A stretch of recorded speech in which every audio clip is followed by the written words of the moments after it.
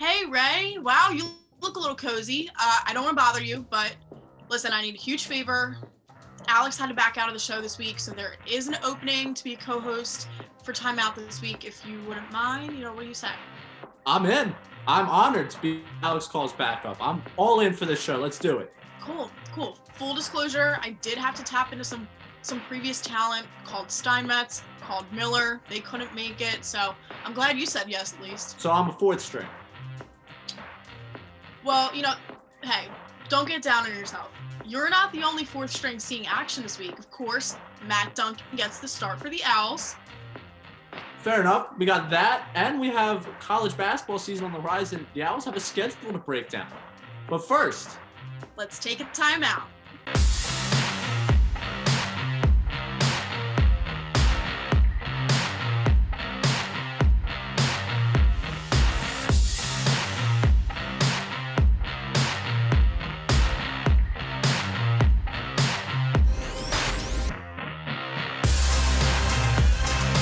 Before we begin, some breaking news from yesterday coming from an announcement on his Instagram. Former Owl Quentin Rose signs as an undrafted free agent with the Sacramento Kings.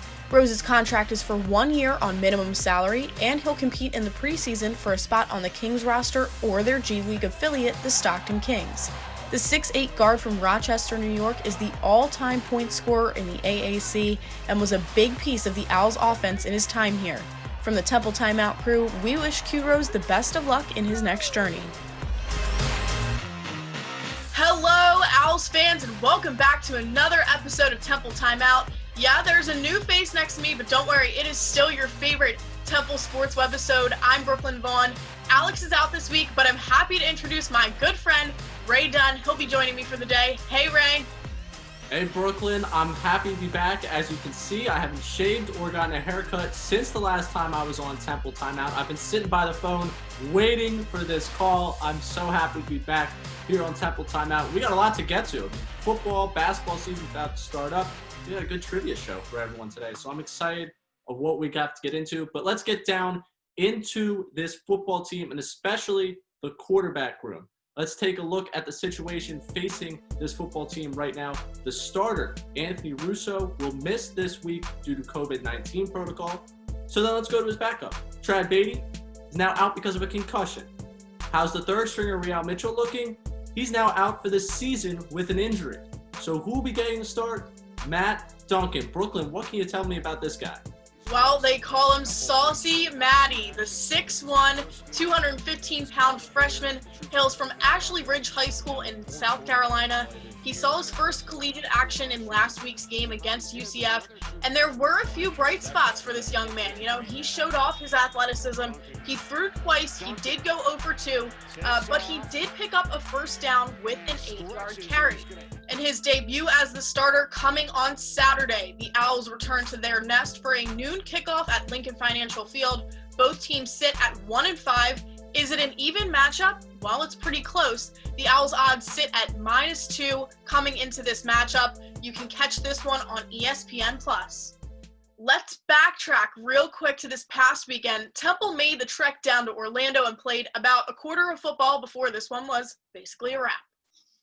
You always have to come out strong, especially against this UCF team, and Temple did not do that here. 45 seconds into the game, Ray Mitchell gets the ball taken out of his hands.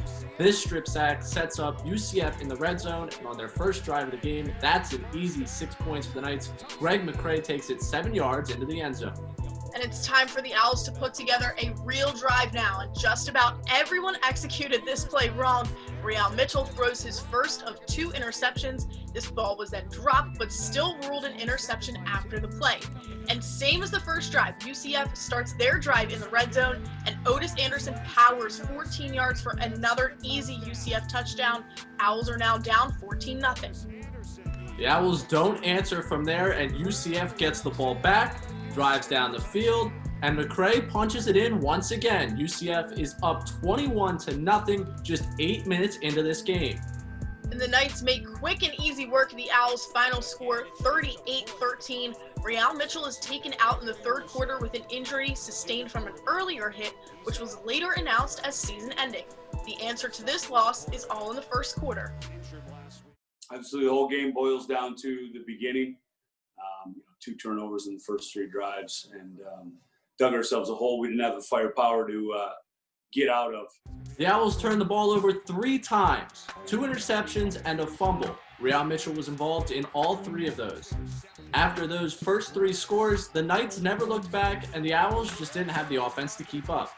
All right, to talk a little bit more about this team, because boy, is there a lot to talk about. We now welcome Jonah Wooten from the Sports Desk to the show. Hey, Jonah. How you guys doing? How you doing, Brooklyn? Good. All right, let's jump right into it. Jonah, I want your opinion. What is the main issue that this team is faced with right now? Do I have enough time to go over it? There is so much wrong with this team. Offensively, these guys are ranked 86 in the FBS in yards per game. They're ranked 100th in points scored. They can't get the ball down the field. They can't make any drives happen. They turn the ball over a lot. Anthony Russo, starting quarterback, he's been out pretty much all year with, nagging injuries, COVID issue. Now he's on the protocol. It's just a revolving door at running back and quarterback. There's just nothing gelling right now. Play calling has also been suspect. You can look at the defense as well. They're 81st in the nation in yards allowed, 117th in points allowed per game. This is just a big yikes. They've had injury problems at cornerback as well. So the whole team, dealing with injuries, dealing with COVID. It's just been a long year. Yeah, building off of that, John, I think just the experience of this year, really, given all the protocols with COVID-19, the injury bug that seems to have bitten this team, and the lack of preparation they had for a season, it's a lot of problems building up for them. You got into the struggles on offense. Obviously, this Saturday, a new starting quarterback in Matt Duncan. What's your expectations for him and how this offense will run with him? Yeah, I saw a little film of Matt Duncan. He looks pretty solid. He's a dual threat quarterback. He can make some plays happen on his feet. He's got a strong deep ball, and he can find receivers in traffic, which are all great traits for a freshman quarterback. But for this Saturday, it's his first start. I'm not really expecting much. I'm hoping he can just keep the ball on our side, not turn the ball over to ECU. They don't need any extra help from us. Just hang on to the ball. I don't expect him to throw the ball a lot. I expect him to just stay in the pocket, make some check-on throws, hand the ball off a lot. It's going to be a really run-heavy offense this Saturday. Yeah, for sure. Jonah, I was just going to make that point too. I don't expect him to see, we shouldn't see much passing from him. I think Tavon really, the running game is going to be strong this week. But I think it's funny that we're bringing this up is we have to remember that Matt Duncan hails from South Carolina. He's, the ECU staff is very familiar with him. So whatever, he brings to the table, they have his high school film. Head coach recruited his older brother when he was back at James Madison. So he knows this kid. He knows what he's going to bring to the table, and he's going to be pretty prepared for whatever Matt Duncan has in store this week. But I do want to take a step back, looking at the bigger picture. Both of you guys, let me know, what is your game predictions for this week? I'll take that first. Not really expecting a lot. Both of these teams are kind of limping into this game right now. They're both 1-5 in conference play. With that being said, Temple does have a pretty big matchup next week. I mean, not for them, but for their opponent, Cincinnati, who's undefeated and ranked top 10. So the Owls, I think, without looking ahead, they see that as a big, spoiler opportunity, and you're going to need some momentum going into that game. Both of them are home games. You don't have to travel no more. I think the team is, a bit relaxed. So I'm expecting a win. I'm not expecting a big shootout or anything. It's going to be pretty low scoring, but I'm expecting a win. I'm expecting them to just build some momentum going into next week. A spoiler attempt.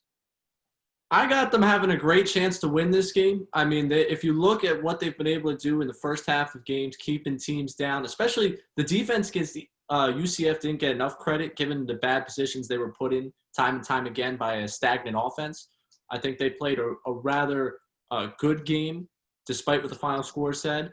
So I think I give them a chance to win this game. I don't know if they have the firepower to get it done, so I'll lean towards ECU winning this game.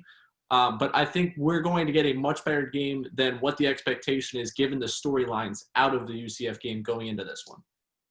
I'll say this, just one quick thing. Whoever turns the ball over least I think we'll win the game, and whoever has the ball last, I think will be the last second score. That's Fun. That's how I feel. Well, from that, I really want to play a little game with you because it let's be honest, the football season hasn't been ideal, hasn't been what we wanted out of it, and they're the only Temple team playing right now. So there's nothing else to really distract us with. So let's create some fun of our own. How about it? I'm introducing this game called Hurry Up. Brooklyn, Jonah, I'm going to be asking you some rapid-fire trivia. Some of it my own questions, some of it our wonderful producer Brian Matthias has prepped us with. Let's start out easy, all right? What is Temple football's record right now? 1-5. I don't know. You know what? I'm gonna give both a point there. I believe in ties. Eagles showed us it can happen in football. You can get the tie. There it is. Moving on. What string of quarterback is Temple football on? 4. I heard her voice first. Okay, all right. Fair enough. I didn't say anything, but okay. You gotta be audible. You got it. You got it. No problem. What year is fourth string quarterback Matt Duncan? Freshman. Oh, she's prepared. She's ready to yell. Johnny, you're just gonna have to start yelling. Okay. All right. You know what? I'm tired of being nice. Okay. All right. The second string quarterback for this Saturday's game is Kamal Gray. Oh boy, Brooklyn. Come Love it. on. Up here. Kamal Gray is the son of a member of a famous band. What band is his dad a part of? Can I get a hint? Correct answer we were looking for was The Roots. Really? Oh my gosh. Yes. Really? I should know that. I should have known that. That's my Kamal bad. Gray, actually, fun fact, went to the Catholic high school in my town. If I had gone to Catholic school like my parents had hoped, I would have been an alum of where he went. Crazy things that happen, huh? How about that? All right.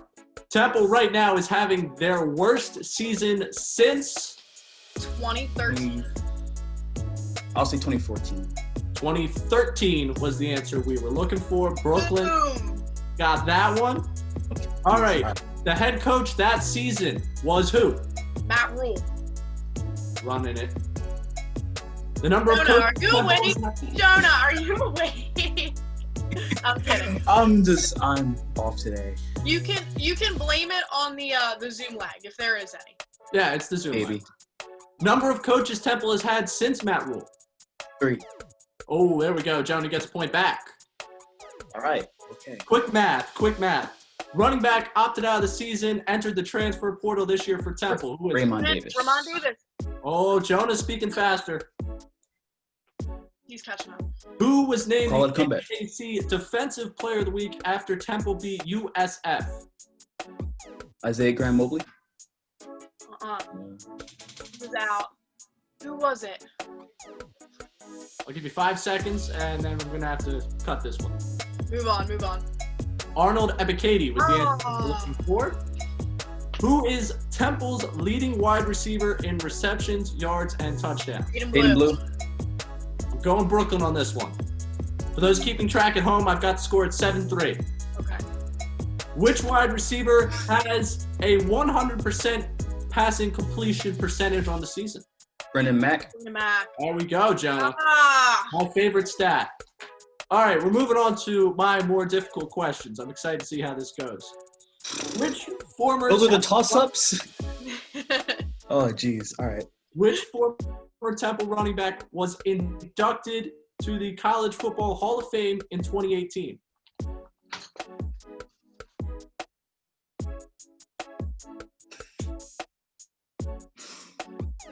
Paul Palmer was the answer we were looking for. Paul Palmer, Oh. the color analyst for I need to do some more homework, man. radio team. All right, all good.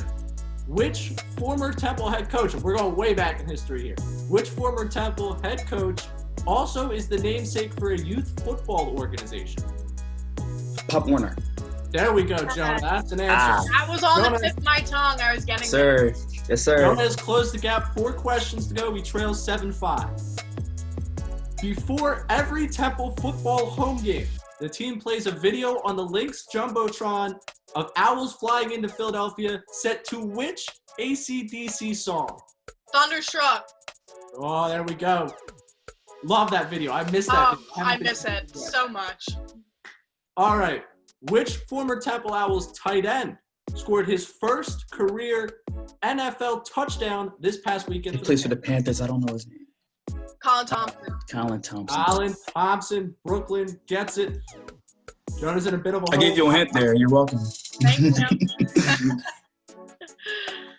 Between 1927 and 1970, Temple played this college, which also happened to be a non-conference opponent last season, for the possession of the Old Shoe Trophy. What college is it? Oh, no. Is it a local school? It is a local school. Nova? No, not quite.